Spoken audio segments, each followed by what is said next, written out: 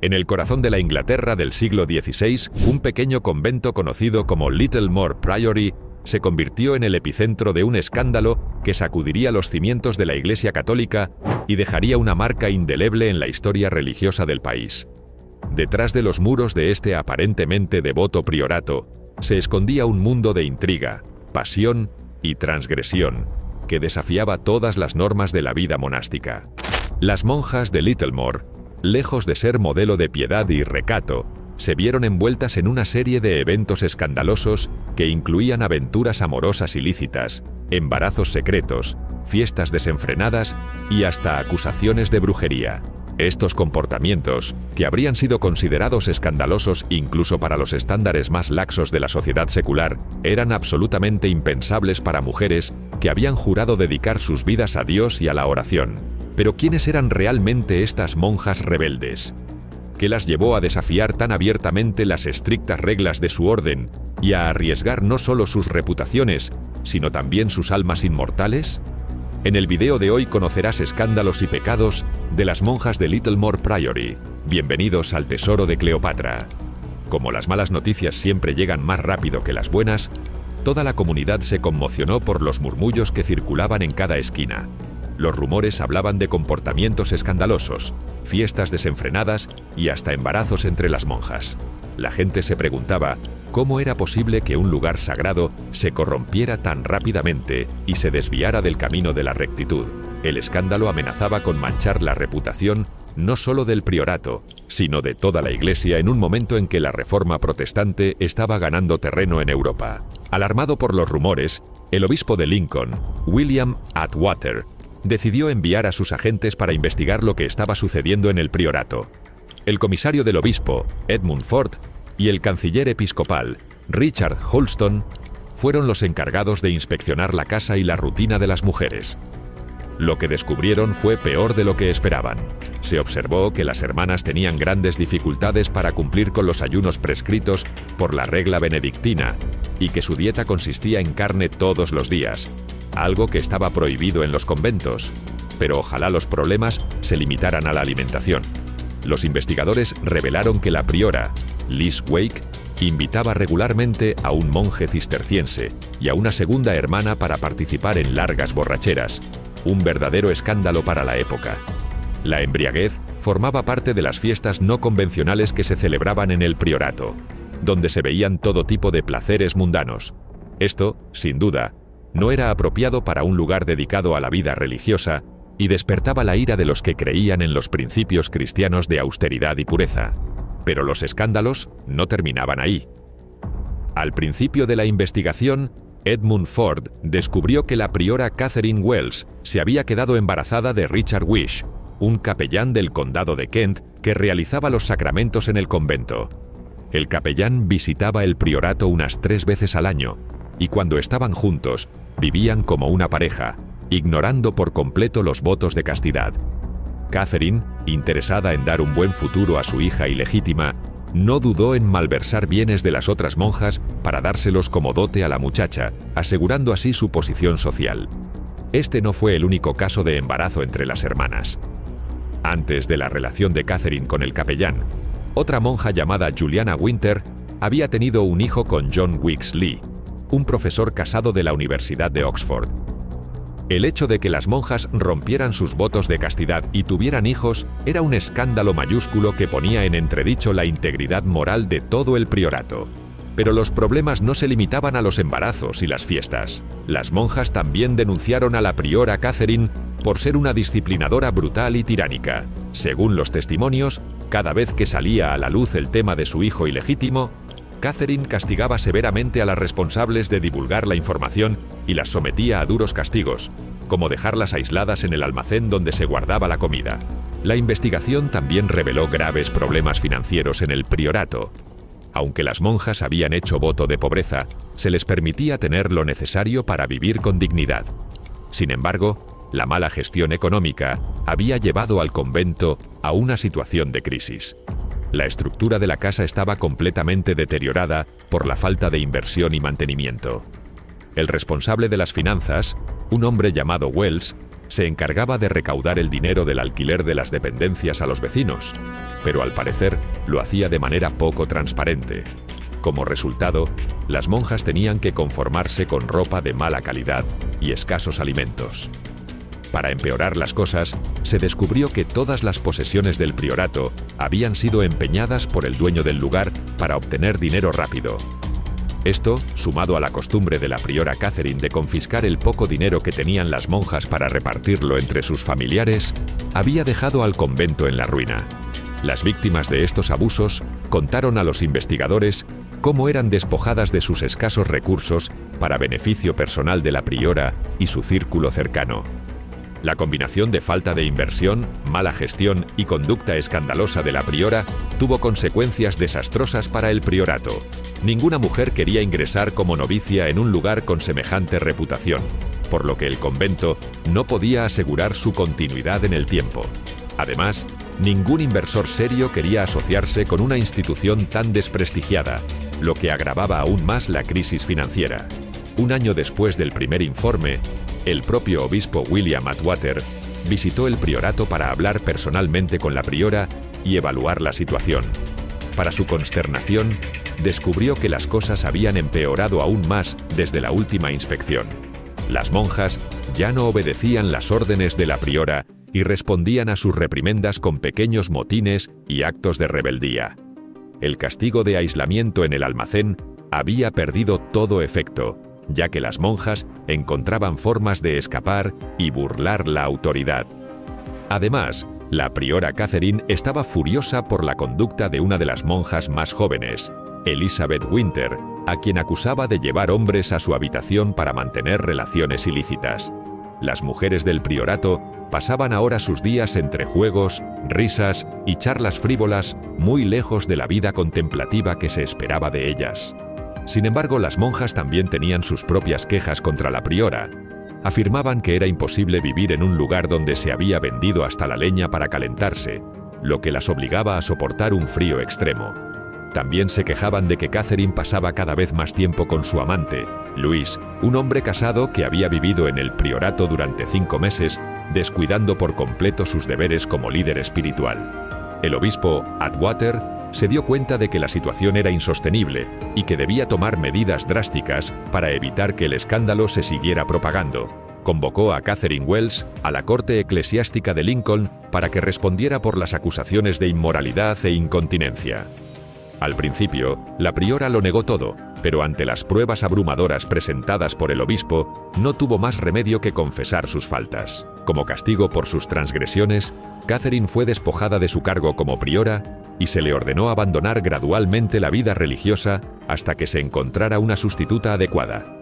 Los terrenos del priorato, que ya era conocido burlonamente como el Priorato del Amor, fueron destinados a la construcción de una escuela, en un intento por borrar el pasado escandaloso del lugar y reencauzarlo hacia fines más elevados.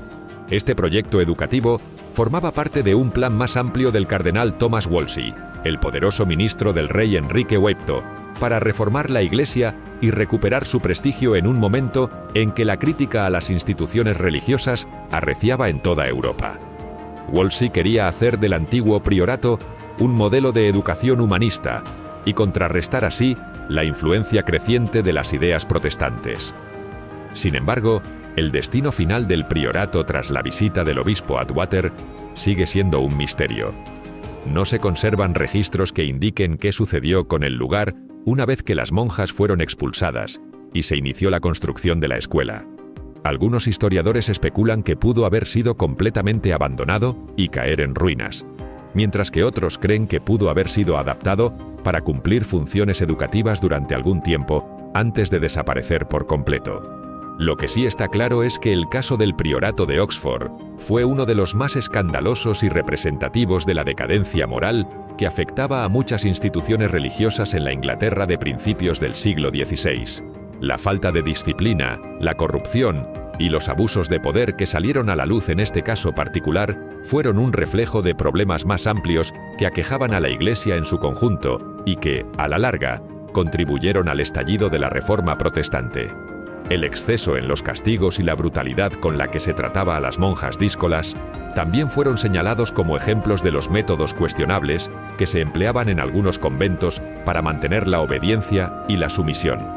En un momento en que las ideas sobre la dignidad del individuo y los límites del poder empezaban a ganar terreno, este tipo de prácticas resultaban cada vez más inaceptables para sectores crecientes de la sociedad.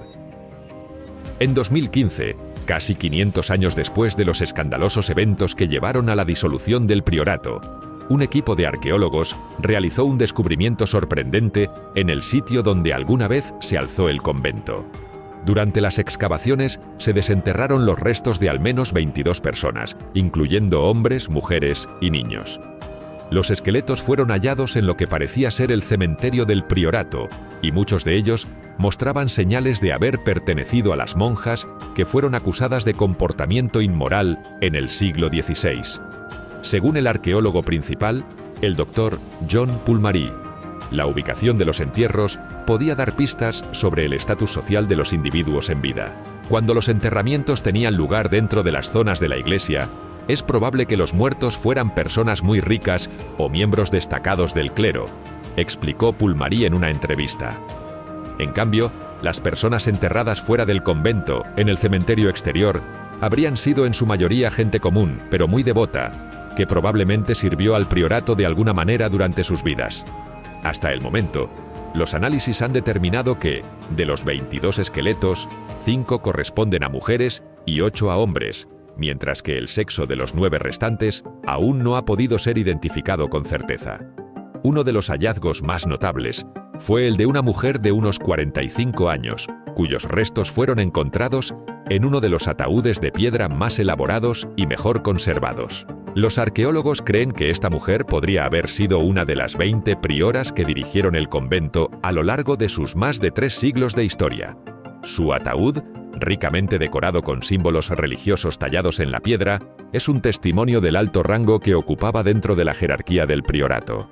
Otros descubrimientos inusuales incluyen el esqueleto de un bebé, probablemente recién nacido, cuya presencia en el cementerio plantea interrogantes sobre las circunstancias de su muerte y el papel que podría haber jugado en la vida del convento. También se halló el cuerpo de un individuo con claras señales de un traumatismo craneal severo, lo que sugiere una muerte violenta. Pero quizás el hallazgo más desconcertante sea el de una mujer enterrada boca abajo, en una posición que los expertos interpretan como un posible castigo póstumo por los pecados cometidos en vida. Aunque es imposible saber con certeza su identidad, una hipótesis sugiere que podría tratarse de una de las monjas acusadas de conducta escandalosa por el cardenal Wolsey cuando ordenó la disolución del priorato. Esta teoría cobró fuerza a la luz de lo que se sabe sobre Catherine Wells, la última priora del convento antes de su cierre. Como se mencionó anteriormente, Wells fue depuesta de su cargo tras dar a luz a una hija ilegítima, fruto de su relación con un sacerdote. También fue acusada de robar objetos valiosos del priorato para venderlos y usar el dinero para mantener a su hija. Pero Catherine no fue la única monja envuelta en escándalos sexuales. Los registros de la época mencionan a otra hermana, cuyo nombre se desconoce, que en 1517 fue denunciada por tener un hijo con un hombre casado. Estos casos ilustran la doble moral que a menudo imperaba en los conventos medievales, donde las mujeres estaban sujetas a estrictas reglas de castidad, mientras que los hombres gozaban de mayor libertad. La dureza de la vida en el priorato queda de manifiesto en los relatos sobre los brutales castigos que se infligían a las monjas que rompían las reglas. En 1518, una de las hermanas fue encerrada durante 3 días en la despensa por el delito de jugar con chicos. Solo pudo salir cuando logró prender fuego a las provisiones almacenadas y rompió una ventana para escapar. Según los testimonios de la época, este tipo de castigos eran moneda corriente para las monjas que cometían la más mínima infracción o que eran acusadas por la priora, a menudo sin pruebas. Se las ataba y golpeaba sin piedad, en un intento por quebrar su voluntad y forzarlas a someterse a la autoridad absoluta de la jerarquía conventual. Pero a pesar de todos sus defectos, el priorato de Oxford también cumplía algunas funciones sociales importantes en la comunidad local. Las monjas dirigían una especie de orfanato donde acogían a niños huérfanos o abandonados, lo que podría explicar la presencia de restos infantiles en el cementerio. Además, proporcionaban cuidados médicos básicos a los habitantes de los alrededores, una tarea crucial en una época en que la atención sanitaria era escasa y precaria. Sin embargo, nada de esto fue suficiente para salvar al priorato de la disolución cuando cayó bajo la mirada escrutadora del cardenal Wolsey. En 1525, este poderoso ministro de Enrique VIII estaba inmerso en el proyecto de fundar una nueva escuela de estudios humanísticos, el Cardinal College, que más tarde se convertiría en uno de los principales colegios de la Universidad de Oxford. Para llevar a cabo su visión, Wolsey necesitaba tierras y recursos, y el priorato de Oxford, con su historial de escándalos y su reputación arruinada, se convirtió en un blanco fácil. El cardenal adquirió el convento y sus propiedades, junto con otros monasterios en decadencia, y utilizó sus bienes para financiar la construcción de su escuela. Además, Wolsey se aprovechó de la mala fama del priorato para comprar terrenos cercanos a precios muy por debajo del mercado. Los propietarios locales, ansiosos por deshacerse de cualquier asociación con el lugar maldito, estaban dispuestos a vender sus propiedades por una fracción de su valor real. Así, el antiguo priorato de Oxford, que había sido un bastión de la fe y la devoción durante siglos, terminó siendo sacrificado en aras del sueño educativo de un ambicioso cardenal. Sus tierras y edificios fueron remodelados para albergar aulas, bibliotecas y dormitorios, mientras que las monjas que alguna vez lo habitaron fueron dispersadas y condenadas al olvido. Hoy, casi 5 siglos después, los arqueólogos que excavan en el sitio tienen la oportunidad de arrojar nueva luz sobre este turbulento capítulo de la historia religiosa de Inglaterra. A través del estudio cuidadoso de los restos humanos y los artefactos encontrados, esperan reconstruir las vidas de las mujeres que llamaron hogar al priorato y entender mejor las circunstancias que llevaron a su caída en desgracia. Pero más allá de su valor histórico y científico, el descubrimiento de los esqueletos también sirve como un recordatorio de las profundas tensiones y contradicciones que atravesaban a la sociedad inglesa en los albores de la era moderna. En un momento en que la Iglesia Católica enfrentaba cuestionamientos cada vez más audaces a su autoridad y privilegios, el caso del priorato de Oxford se convirtió en un símbolo de los vicios y abusos que muchos críticos atribuían al clero. Al mismo tiempo, la disolución del convento y la transferencia de sus bienes al Cardinal College de Wolsey anticiparon los cambios aún más radicales que estaban por venir. En las décadas siguientes, Enrique VIII rompería definitivamente con Roma y declararía la independencia de la Iglesia de Inglaterra, desatando una ola de cierres y confiscaciones de monasterios en todo el país. Pero mientras que los grandes eventos de la historia seguían su curso inexorable, las vidas de las monjas del priorato de Oxford quedaron reducidas a poco más que una nota al pie en los canales del tiempo. Sus esperanzas, sus miedos, sus alegrías y sus sufrimientos quedaron sepultados junto con sus cuerpos en el cementerio del convento, a la espera de ser redescubiertos y contados nuevamente. Ahora, gracias al trabajo paciente y minucioso de los arqueólogos, esas voces silenciadas por tanto tiempo tienen la oportunidad de ser escuchadas una vez más. A través de los fragmentos de hueso y piedra, de los objetos desgastados por los siglos y los restos frágiles de vidas olvidadas, podemos vislumbrar algo de la humanidad que alguna vez habitó esos muros antiguos. Mientras tanto, dejemos que las monjas del priorato de Oxford descansen en paz, sabiendo que su historia, por trágica y turbulenta que haya sido, no ha sido olvidada del todo, y dejemos que su ejemplo nos sirva de inspiración y de advertencia, recordándonos siempre la fragilidad de nuestras instituciones y la importancia de luchar contra la injusticia y la opresión donde quiera que las encontremos. Porque al final, eso es lo que significa ser humano, enfrentar la oscuridad con la luz de nuestra compasión y nuestro coraje, y no descansar hasta que hayamos construido un mundo en el que todos puedan vivir con dignidad, libertad y esperanza. Un mundo en el que ningún escándalo pueda ser enterrado para siempre, y en el que la verdad, por dolorosa que sea, siempre encuentre su camino hacia la luz. Ese es el legado que las monjas del priorato de Oxford nos dejaron, quizás sin saberlo. Y ese es el legado que nosotros, a su vez, debemos dejar a los que vendrán después. Que seamos siempre dignos de esa tarea, y que nunca olvidemos el poder transformador de la empatía, la justicia y el amor. Si llegaste hasta el punto del video, entonces prepárate para uno que te gustará aún más. No te puedes perder 10 escándalos de monjas que nunca te enseñaron en la escuela. Descubre las historias ocultas y los secretos de las monjas que permanecieron ocultos durante mucho tiempo. Recuerda comentar y no olvides suscribirte y activar las notificaciones para no perderte ningún detalle. Las paredes silenciosas de los conventos han sido testigos de historias que desafían nuestra percepción de la vida monástica. Más allá de la imagen de devoción y serenidad, se esconden relatos de intrigas, pasiones prohibidas y desafíos a la autoridad que han sacudido los cimientos de estas instituciones religiosas. En este video, te invitamos a descubrir 10 escándalos de monjas que han permanecido en las sombras. Desde conspiraciones secretas hasta amores prohibidos, estos episodios nos revelan un mundo de complejidades humanas protagonizadas por aquellos que se consideran puros. Curioso, ¿no? Acompáñanos en este viaje a través de la historia oculta de las monjas y descubre los secretos mejor guardados que jamás te habían contado antes. Bienvenidos al tesoro de Cleopatra. 1. Monjas fugitivas. En la Edad Media, la vida monástica no siempre era una elección voluntaria. Muchas jóvenes de familias nobles y acomodadas eran enviadas a los conventos no por vocación, sino por decisiones familiares. Estas mujeres, conocidas como oblatas, a menudo no tenían voz en su destino, siendo ofrecidas al servicio religioso desde la infancia para cumplir con obligaciones familiares o por razones económicas.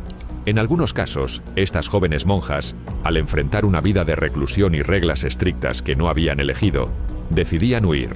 Escapar de un convento era una tarea extremadamente arriesgada. Los muros de los conventos no solo eran físicos, sino también sociales y religiosos.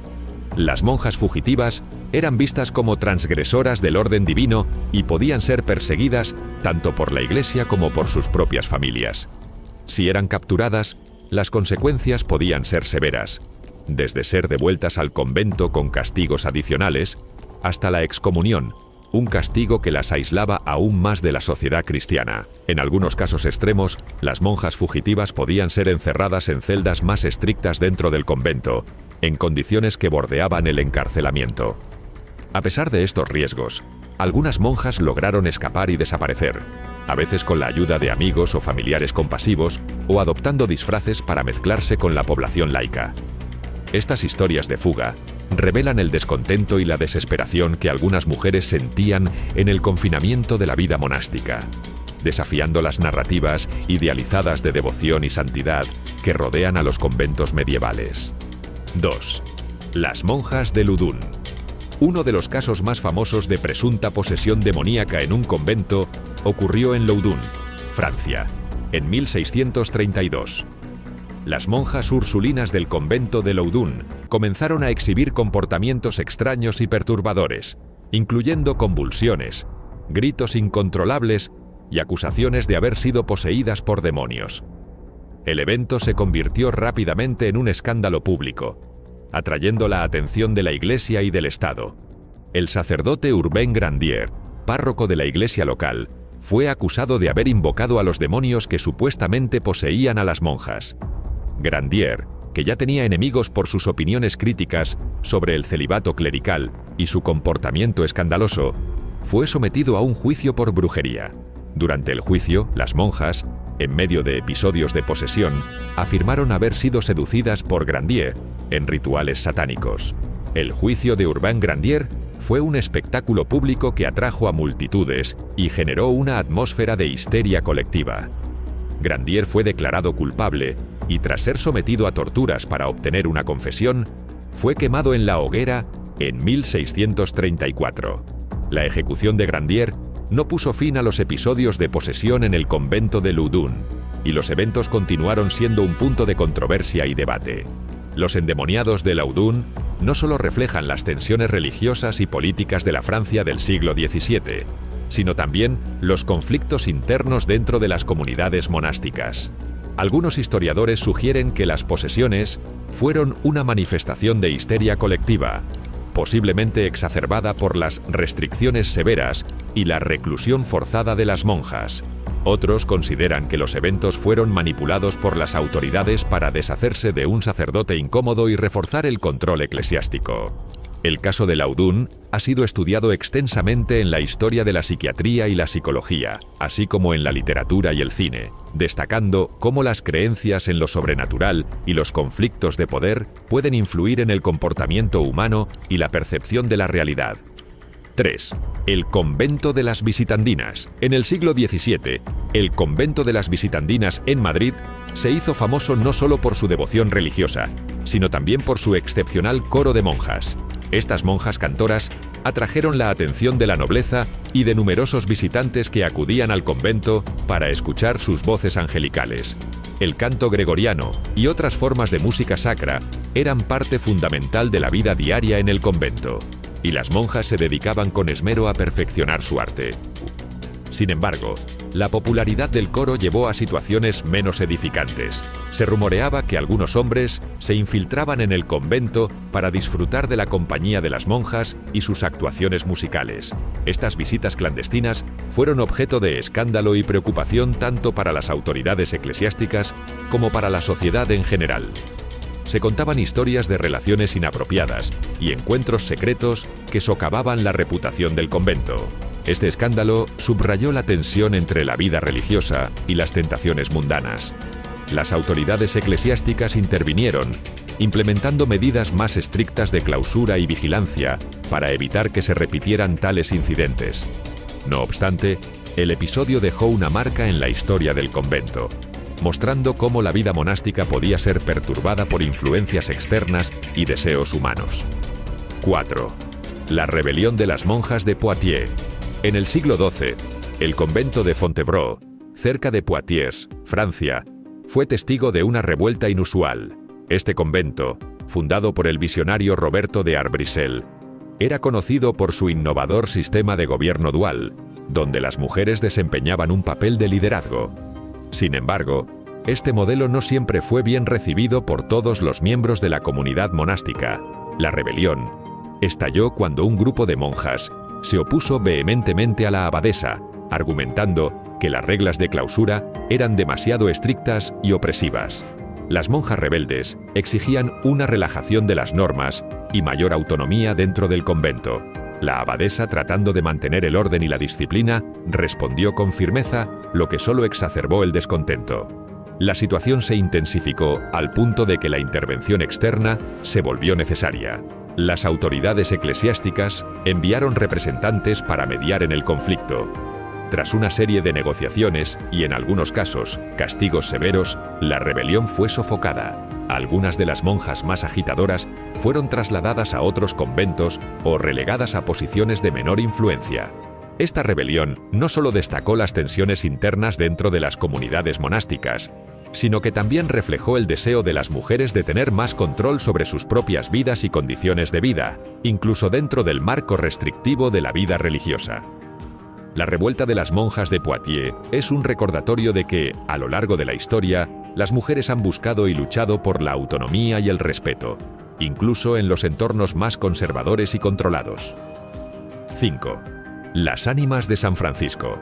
A finales del siglo XIX, en San Francisco, el convento de las ánimas se convirtió en el epicentro de un escándalo inesperado y fascinante. Este convento, fundado por un grupo de monjas que buscaban proporcionar un refugio espiritual en una ciudad en rápido crecimiento, era conocido por sus estrictas prácticas religiosas y su dedicación al cuidado de los enfermos y pobres. Sin embargo, el ambiente de fervor religioso y reclusión también propició prácticas menos ortodoxas. Algunas monjas comenzaron a interesarse en el espiritismo, una práctica que había ganado popularidad en la época. Se organizaron sesiones espiritistas dentro del convento, donde las monjas intentaban comunicarse con los muertos, utilizando métodos como la escritura automática y las mesas parlantes. La noticia de estas actividades pronto se filtró al exterior, causando un gran revuelo entre la comunidad católica de San Francisco. Los líderes de la Iglesia Católica, preocupados por el impacto de estas prácticas paganas en la reputación del convento y la fe de las monjas, iniciaron una investigación.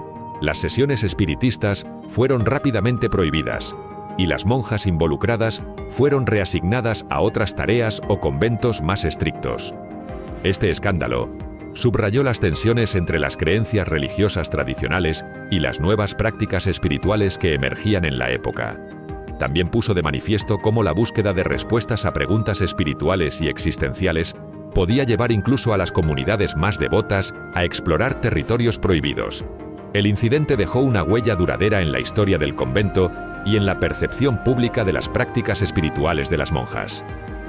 6. El convento del pecado mortal. En el siglo XVI, el convento de Santo Tomás en Ávila, España, fue escenario de uno de los escándalos más notorios en la historia de los conventos. Este convento, que albergaba a una comunidad de monjas dominicas, se vio envuelto en un escándalo cuando se descubrió que algunas monjas mantenían relaciones secretas con sacerdotes locales. Estas relaciones, que violaban los votos de castidad y obediencia, se convirtieron en un tema de gran controversia y provocaron una intervención directa del Papa.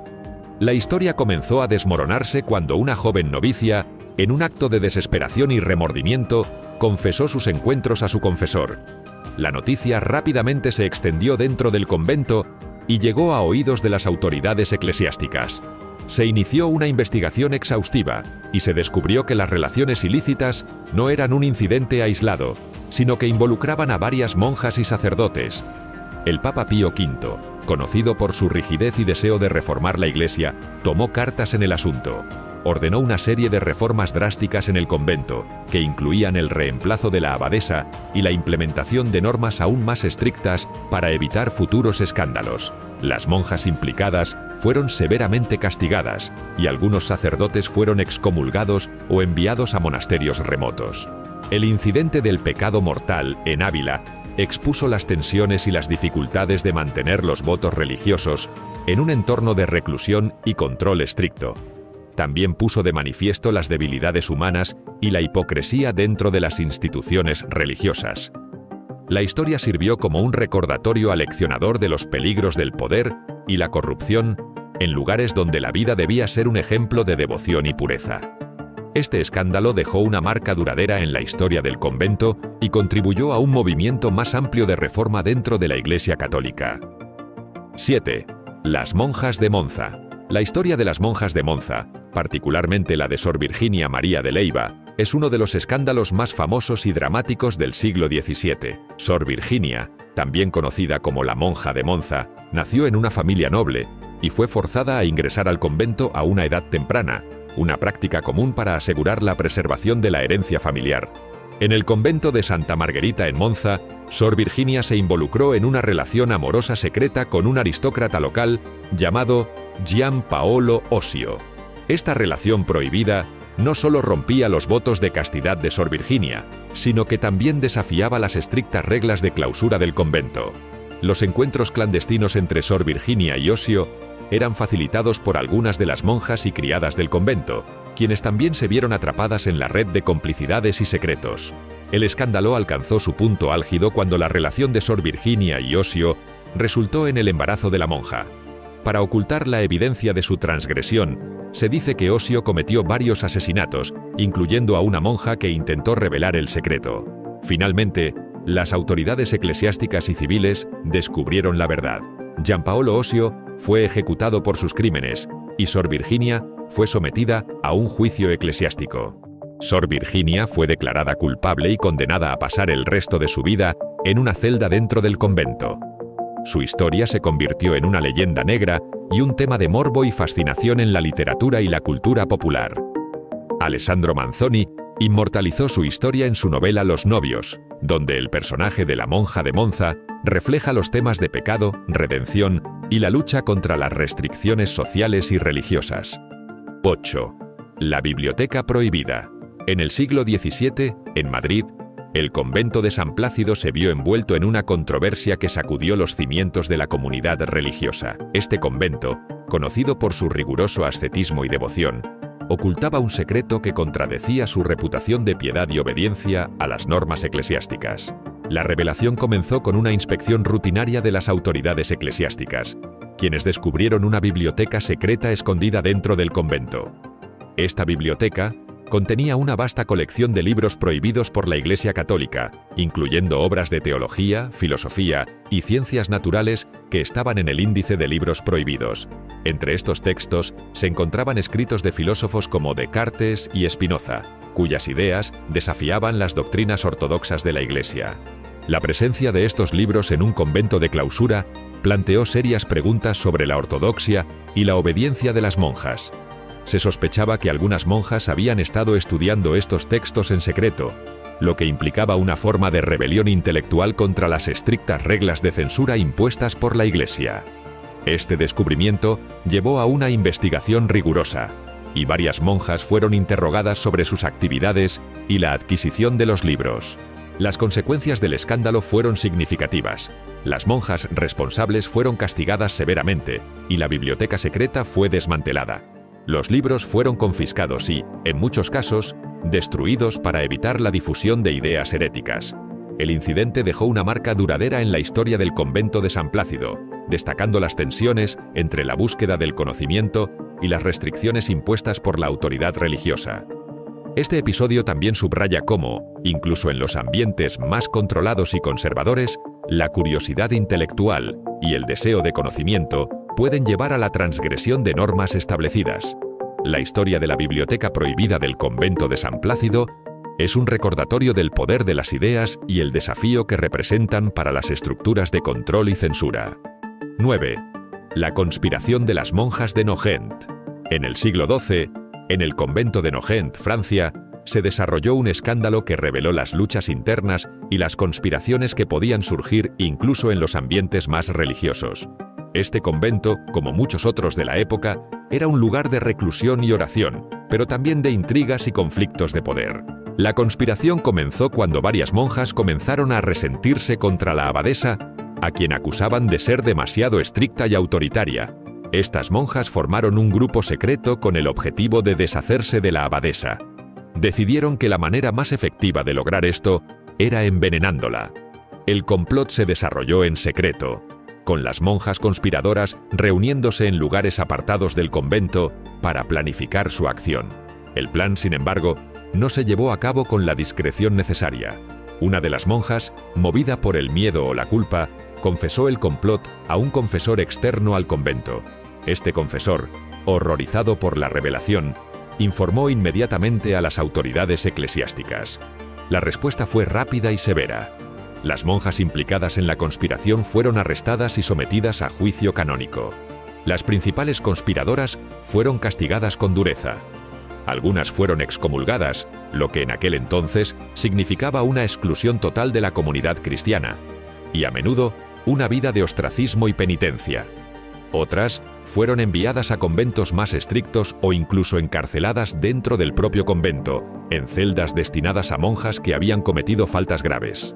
Este incidente en Nogent puso de manifiesto las tensiones internas que podían surgir en los conventos, lugares donde la vida en comunidad y las estrictas normas podían generar resentimientos y conflictos. También subrayó cómo la reclusión y la falta de poder personal podían llevar a actos desesperados y peligrosos. La conspiración de Nogent es un recordatorio de que, incluso en los entornos más piadosos, las luchas por el poder y las intrigas no estaban ausentes. 10. Las monjas de clausura. La vida de clausura en los conventos, especialmente en la Edad Media y el Renacimiento, implicaba un aislamiento casi total del mundo exterior. Las monjas de clausura vivían bajo reglas estrictas que prohibían el contacto con personas externas y limitaban severamente sus actividades. Sin embargo, la necesidad y el deseo de conexión con el mundo exterior llevaron a muchas monjas a recurrir al contrabando para obtener bienes que no podían adquirir de otra manera. El contrabando en los conventos de clausura incluía una amplia variedad de bienes, desde alimentos y medicinas hasta libros y cartas. Las monjas utilizaban métodos ingeniosos para introducir estos artículos en el convento. Los mensajeros y visitantes, incluidos sacerdotes y familiares, a menudo actuaban como intermediarios, ocultando los bienes en sus ropas o en objetos aparentemente inocentes. Los libros prohibidos y la correspondencia secreta eran especialmente buscados. Las monjas interesadas en la teología, la filosofía o las noticias del mundo exterior encontraban en el contrabando una forma de satisfacer su curiosidad intelectual y mantener conexiones personales. Los libros eran escondidos en lugares ingeniosos, como en las paredes o bajo las tablas del suelo, y las cartas eran escritas con tinta invisible o en código para evitar ser descubiertas. El contrabando no estaba exento de riesgos. Si las autoridades del convento o los visitantes oficiales descubrían estos bienes ilícitos, las consecuencias podían ser severas. Las monjas involucradas en el contrabando podían enfrentarse a castigos que iban desde la pérdida de privilegios hasta el encarcelamiento en celdas dentro del convento. En algunos casos, los artículos confiscados eran destruidos y se implementaban medidas de vigilancia más estrictas para prevenir futuros incidentes. A pesar de los riesgos, el contrabando en los conventos de clausura era una práctica relativamente común y muestra cómo las monjas buscaban maneras de superar las limitaciones de su reclusión. Este fenómeno subraya la resiliencia y la ingeniosidad de las mujeres en la búsqueda de conocimiento, conexión y autonomía, incluso dentro de los confines más estrictos de la vida monástica. Si el video te gustó, entonces no te puedes perder 12 tradiciones medievales que nunca te enseñaron en la escuela. Imagínate un mundo envuelto en un misterio ancestral, donde los antiguos conventos resguardan secretos que aguardan ser revelados, trabajos forzosos en cocinas, con poco oxígeno, o monjas que abusaron íntimamente de sus compañeras. Quédate hasta el final y conocerás secretos ocultos de conventos antiguos e intimidades de las monjas jamás pensadas. Hoy conocerás 8 curiosidades de monjas que nunca te enseñaron en la escuela. Bienvenidos al Tesoro de Cleopatra. 1. La cocina del infierno. Durante la Edad Media, los conventos eran centros de actividad espiritual, intelectual y doméstica, y la cocina desempeñaba un papel central en la vida monástica, conocida en algunos lugares como la cocina del infierno. Debido a las duras condiciones y al trabajo arduo, la cocina conventual era un espacio de intenso trabajo y dedicación. Las cocinas de los conventos medievales eran áreas grandes y frecuentemente subterráneas o apartadas de los edificios principales para minimizar el riesgo de incendios. Estaban construidas con materiales duraderos como piedra y ladrillo y equipadas con chimeneas y fogones de gran tamaño para poder preparar grandes cantidades de comida a la vez. Las cocinas incluían también hornos de leña, áreas de almacenamiento y, en algunos casos, pozos o cisternas para disponer de agua. Las monjas encargadas de la cocina, a menudo denominadas hermanas cocineras, tenían la responsabilidad de preparar las comidas diarias para todas las habitantes del convento, así como para los invitados y los pobres que acudían en busca de ayuda. Esto significaba que las cocinas estaban en funcionamiento constante, desde el amanecer hasta el anochecer. El trabajo en la cocina del convento era extremadamente demandante. Las hermanas cocineras se levantaban antes del amanecer para encender los fuegos y comenzar la preparación de las comidas. Las condiciones eran difíciles. El calor del fuego, el humo y el vapor llenaban el ambiente, y las monjas tenían que trabajar con utensilios pesados y en condiciones de higiene limitadas. A pesar de estas dificultades, las monjas mantenían una estricta rutina diaria. Los alimentos debían prepararse de acuerdo con las reglas de la orden y las observancias religiosas, lo que incluía días de ayuno y abstinencia en los que no se consumía carne. Las monjas cocineras elaboraban una variedad de platos utilizando ingredientes locales y de temporada. Los menús incluían panes, sopas, guisos de vegetales, pescado y, en ocasiones especiales, carne. 2. El convento Nombrosio. El convento Nombrosio, ubicado en Roma, Italia, fue el escenario de uno de los casos más escandalosos en la historia de la Iglesia, y era considerado uno de los más prestigiosos de la ciudad, frecuentado por miembros de la alta sociedad y la nobleza italiana. Marianez Firrao estuvo involucrada en varios escándalos durante el inicio del siglo XIX. Aunque había sido consejera espiritual del Papa León VII, Firrao se vio en apuros cuando sus crímenes se hicieron públicos. Firrao no solo tuvo una relación con un sacerdote, sino que también tuvo un encuentro a 3 con él y otra monja. Realizó falsos milagros y se practicó 2 abortos cuando quedó embarazada de funcionarios del clero. Milagrosamente, el convento no fue cerrado por la Inquisición en 1816, cuando fue destituida de su título de directora. En lugar de eso, la actividad ilícita continuó, pero a puerta cerrada.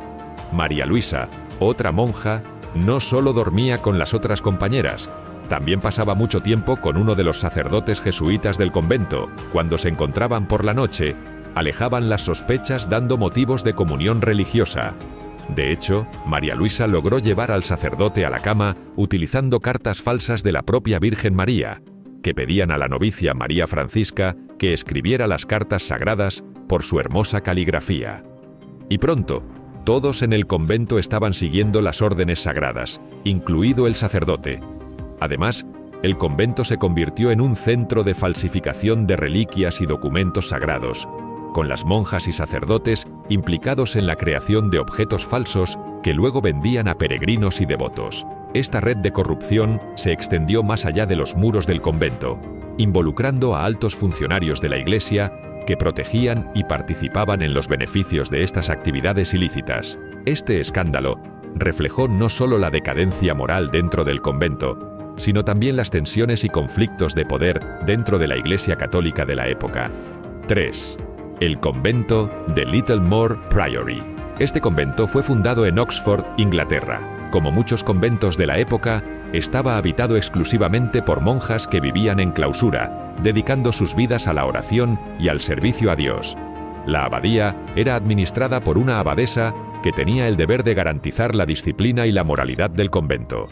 Un escándalo sacudió el convento cuando se reveló que algunas monjas habían mantenido relaciones con sacerdotes visitantes.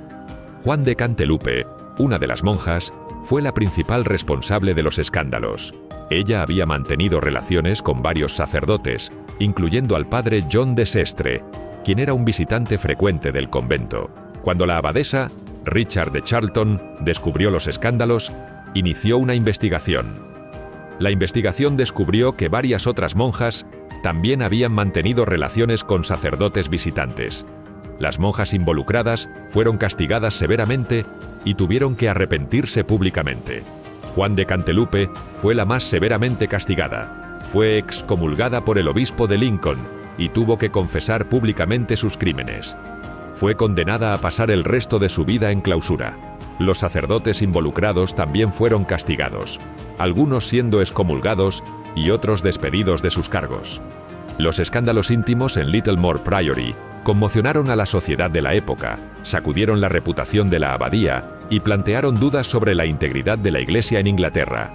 La revelación de los escándalos llevó a una investigación más amplia de las actividades de los conventos en Inglaterra.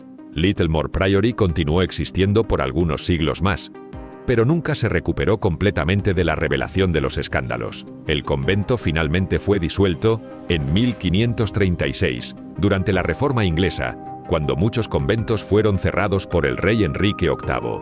4. Benedetta Carlini. Fue una monja italiana conocida por sus visiones místicas y profecías. Nació en 1591 y entró en el convento de Vellano, en la región de Toscana, a los 17 años. Benedetta destacó rápidamente entre las otras monjas debido a sus visiones místicas y sus relatos de conversaciones con Jesucristo y la Virgen María. También ganó fama por sus habilidades como curandera, siendo consultada por personas de la región que buscaban alivio para sus males. Sin embargo, la vida de Benedetta cambió radicalmente cuando se convirtió en abadesa del convento en 1619. Comenzó a tener visiones cada vez más intensas y perturbadoras que la llevaron a creer que era la novia de Cristo y que tenía poderes sobrenaturales. Estas visiones se hicieron más frecuentes y dramáticas, a menudo acompañadas de comportamientos extáticos y declaraciones proféticas que la hacían aún más famosa y controvertida. Benedetta también comenzó una relación con una novicia llamada Bartolomea, quien se convirtió en su amante y confidente.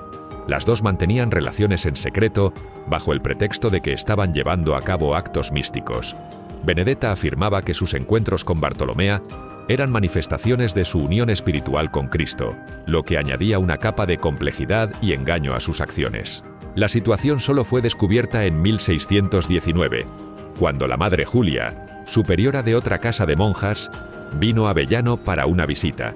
Se sorprendió por las actitudes de Benedetta y la denunció a las autoridades eclesiásticas. La investigación reveló no solo la relación con Bartolomea, sino también la manipulación emocional y espiritual que Benedetta ejercía sobre las otras monjas del convento. Benedetta fue arrestada y sometida a un riguroso interrogatorio, durante el cual confesó sus pecados. Fue condenada a cadena perpetua y murió en prisión en 1661. A pesar de su trágico final, su historia continúa fascinando a historiadores y estudiosos de la mística religiosa. Los registros de sus visiones y la controversia que rodeó su vida ofrecen una visión única de la complejidad de la espiritualidad y el poder en los conventos del siglo XVII.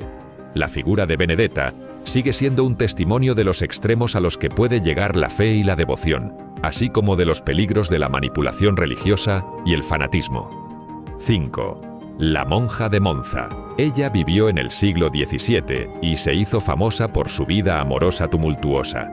Ingresó al convento siendo joven, pero pronto se enamoró de un noble local llamado Conde Giovanni Paolo Osio, quien había sido acusado de asesinato en 1597. Virginia María, conocida también como la monja de Monza, era maestra en la escuela para niñas del convento. En ese periodo conoció a Osio, quien vivía en una casa al lado del monasterio. Aunque era una monja, Virginia María era poderosa y proveniente de una familia rica, lo que le otorgaba cierta influencia. Además de sus responsabilidades educativas, administraba las finanzas y propiedades en Monza y estaba involucrada en la administración de la justicia local. Comenzó a intercambiar cartas con Osio, entregadas en su jardín a través de una cuerda bajada desde una ventana. La conexión fue facilitada por el uso de llaves falsificadas suministradas por un herrero. Los encuentros entre ellos eran frecuentes y organizados con la complicidad de otras monjas y un sacerdote llamado Paolo Sciani, amigo íntimo de Osio. La relación clandestina prosperó en el ambiente cerrado del convento, con Osio utilizando túneles secretos y disfraces para visitar a Virginia María. En 1602, Virginia María dio a luz a un hijo. Este evento marcó un punto crítico en su relación, ya que tuvieron que tomar medidas extremas para ocultar el nacimiento y asegurar que el niño no fuera descubierto. La relación con Osio terminó por un tiempo después del nacimiento, pero posteriormente volvió a comenzar, aunque los encuentros de los amantes eran menos frecuentes y más cautelosos. En el otoño de 1603, la hermana Virginia quedó embarazada por segunda vez y dio a luz a una niña llamada Alma Francesca Margarita. La situación se complicó aún más cuando, en 1605, se descubrieron los detalles de la relación secreta y los nacimientos ilegítimos. Las autoridades eclesiásticas y la nobleza local quedaron escandalizadas. Las investigaciones revelaron no solo la relación de Virginia María con Osio, sino también la participación de otras monjas y el sacerdote en encubrimientos y falsificaciones. La hermana Virginia fue arrestada y enfrentó un juicio por sus acciones. Finalmente, fue condenada a un castigo severo: encarcelamiento en un pequeño cuarto del convento, donde pasó el resto de sus días. 6. Secretos en el exterior. A pesar de la estricta clausura que caracterizaba la vida en muchos conventos, donde el contacto con el mundo exterior estaba severamente restringido, muchas monjas mantenían correspondencia secreta con el exterior. Utilizando mensajeros y códigos ingeniosos, estas mujeres lograban enviar y recibir cartas sin que los superiores del convento se enteraran, lo que revela una dimensión más compleja y dinámica de la vida monástica. El mantenimiento de esta correspondencia secreta era una tarea que requería ingenio y discreción. Las monjas, a menudo con la ayuda de cómplices en el exterior, establecían redes de mensajería confiables. Amigos, familiares e incluso sirvientes o trabajadores del convento podían actuar como intermediarios, llevando cartas ocultas en cestas de alimentos, paquetes de suministros o bajo la ropa. En algunas ocasiones, las monjas utilizaban sistemas de código y lenguaje cifrado para proteger el contenido de sus misivas, asegurándose de que solo el destinatario pudiera entender el mensaje.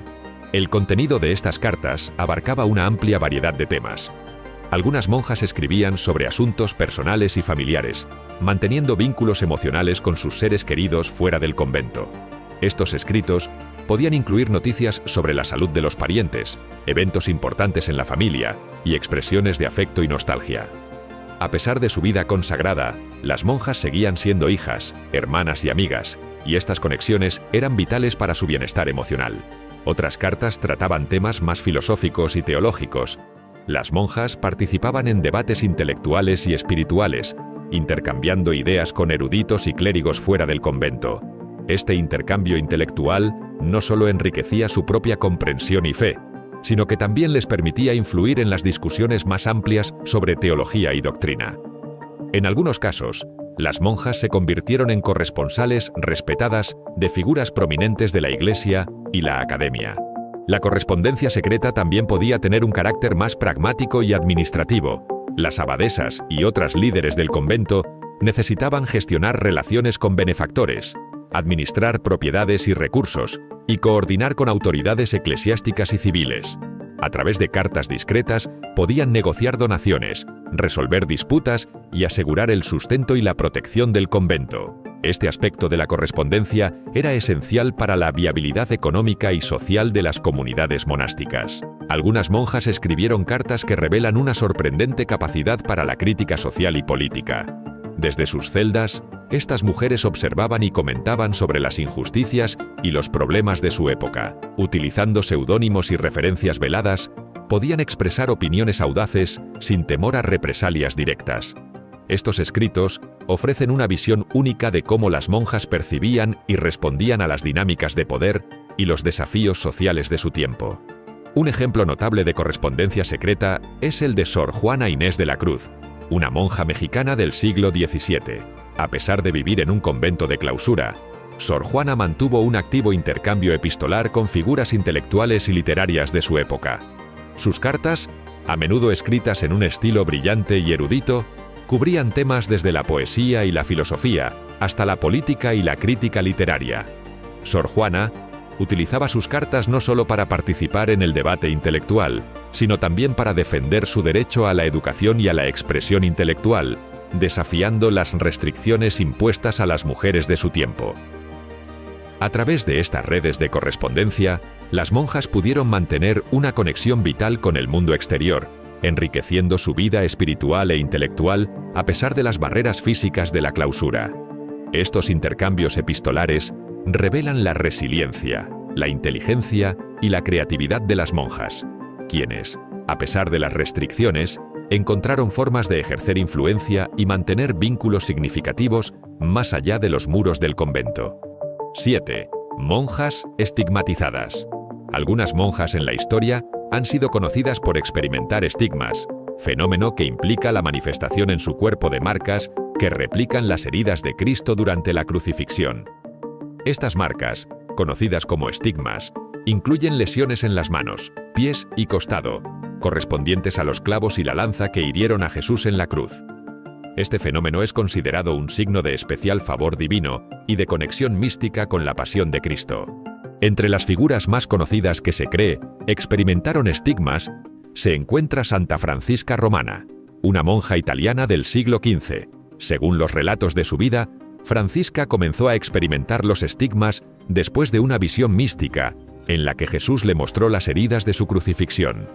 Las marcas en sus manos, pies y costado aparecieron repentinamente y causaban gran dolor, pero Francisca las aceptó como un regalo de Dios y una oportunidad para compartir en el sufrimiento de Cristo. Otro ejemplo famoso es el de Santa Catalina de Siena, una monja y mística italiana del siglo XV. Según sus escritos y los relatos de sus contemporáneos, Catalina también experimentó estigmas invisibles, que solo ella podía ver y sentir.